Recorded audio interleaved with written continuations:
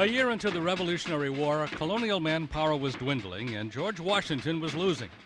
The British controlled much of the East, including Newport, so the General Assembly passed a law promising black men immediate release from slavery if they would become soldiers. They were mainly mobilized free men and slaves, the men who fought in the Battle of Rhode Island. And the reason why they volunteered because they hoped to be equal as citizens.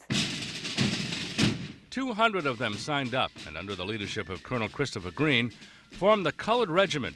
They fought Britain's Hessian troops in the Battle of Rhode Island, the largest land battle of the war. It was critically important, too. It was at a turning point in the war. It could have gone and simply in the other direction very quickly. But what happened was the Hessian troops were pushed back a number of times. The fighting took place on this piece of land in Portsmouth.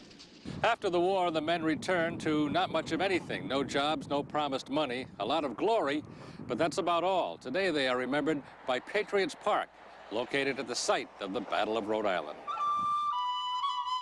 Efforts are underway to put the Rhode Island Black Regiment in more history books. 8,000 blacks served in the war, despite George Washington's feelings that to arm them nationally would cause them to riot, making them a bigger threat to the colonies than the British.